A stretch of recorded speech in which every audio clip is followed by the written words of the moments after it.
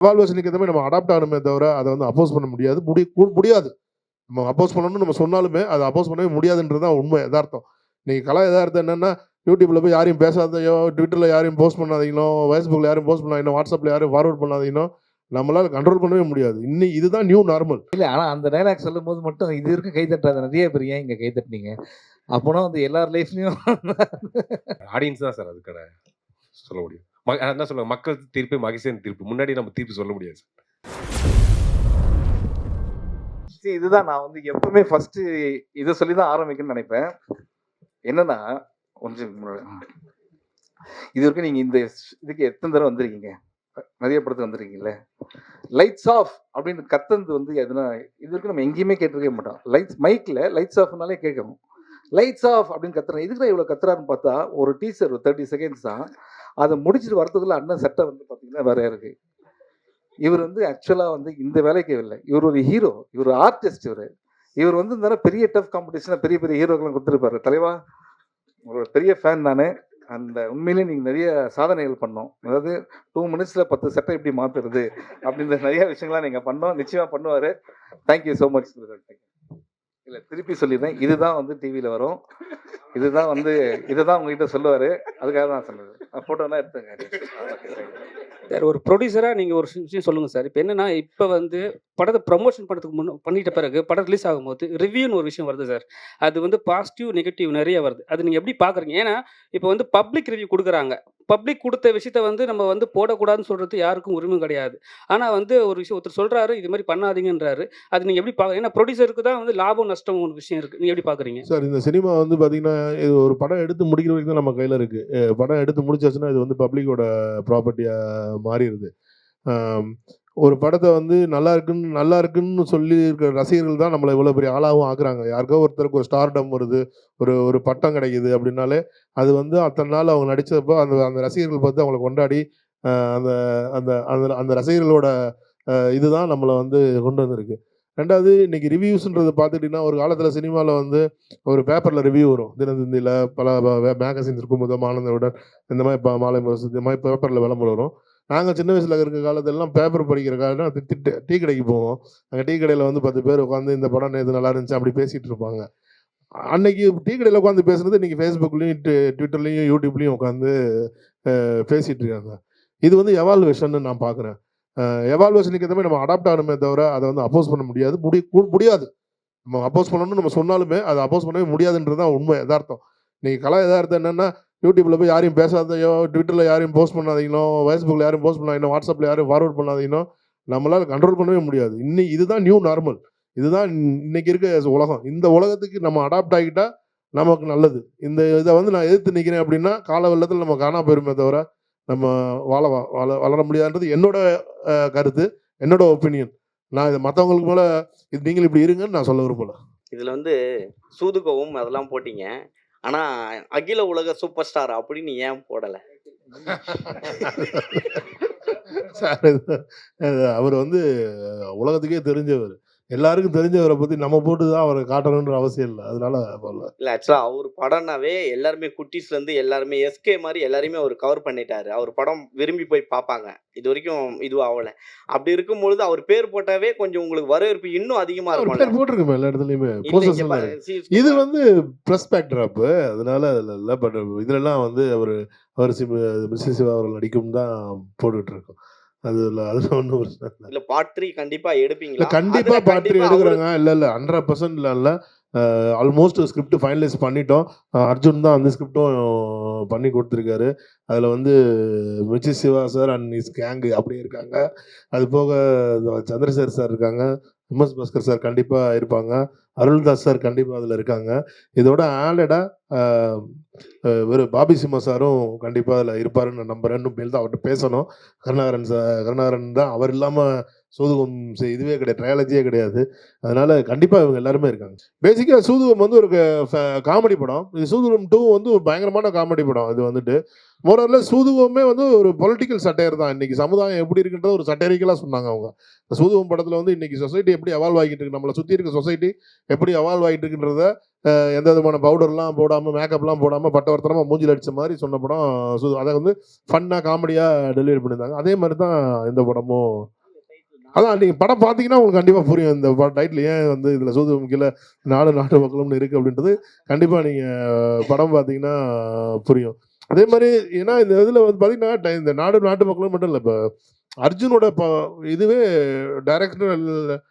Direction ஸ்டைலே அப்படி தான் இருக்குது. அவர் வந்து இப்போ நீங்கள் வந்து இப்போ இன்னைக்கு இவர் அடுத்த சூப்பர் ஸ்டார், அடுத்த இது தளபதி அப்படின்லாம் போயிட்டு இருக்க மாதிரி எனக்கு தெரிஞ்சு நீ சினிமாவில் வந்து சுந்தர் சி சாருக்கு அப்புறம் அதே மாதிரி பேட்டர்னில் படம் எடுக்கக்கூடிய ஒரு ஆளாக நான் வந்து அர்ஜுனை பார்க்குறேன்.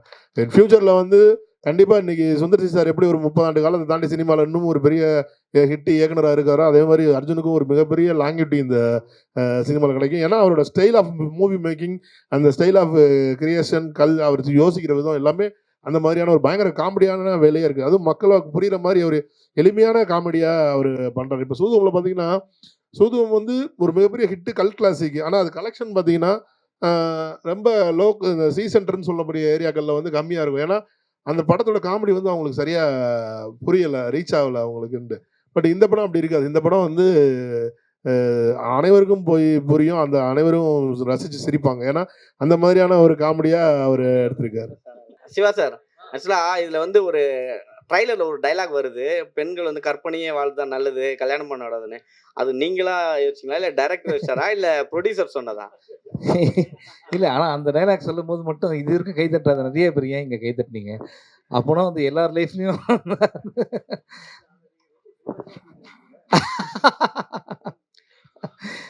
சார் சந்திரசேகர் சார், அது ஒரு வந்து கேள்வி. சந்திரசேகர் அர்ஜுன் சாருக்கு சொன்னதுதான். சார், நீங்க வந்து நடிகர் சங்கத்துல முக்கியமான பொறுப்புகளை வகித்தவர். இப்போ நீண்ட வருடங்களாகவே அந்த நடிகர் சங்கம் பில்டிங் வந்து கட்ட முடியாம பல இன்னல்கள், பல கோஷ்டி பூசல்கள்லாம் வருது. அதை நீங்க எப்படி பாக்குறீங்க? அதை எப்படி சரி செய்யலாம்? இல்லை, அதில் கொஞ்சம் சட்ட சிக்கல் அதெல்லாம் இருக்கும்னு நினைக்கிறேன். எனக்கு நிறைய தொடர்பு 10-15 வருஷமாக நடிகர் சங்கத்திட்ட தொடர்பு இல்லை. ஆனால் அவங்க எடுத்துக்கிட்ட முயற்சி ஒரு அற்புதமான முயற்சி, நல்ல முயற்சி. அது வந்து சினிமா கலை உலகம் பெரிய புகழ்பெற்றவர்களுக்கு மட்டும் இல்லை, கஷ்டப்படுற கலைஞர்களுக்கெல்லாம் ஒரு பெரிய வாழ்க்கை கொடுக்கறதுக்கான அமைப்பெல்லாம் அதுக்குள்ளே இருக்குது. வருமானங்கள் வருவதற்கான வாய்ப்புகள்லாம் இருக்குது. அதனால் இந்த குறைகளை எல்லாம் நிவர்த்தி செஞ்சுட்டு சீக்கிரமாக முடித்தாங்கன்னா அது ஒரு பிரம்மாண்டமான ஒரு அமைப்பாக இருக்கும்.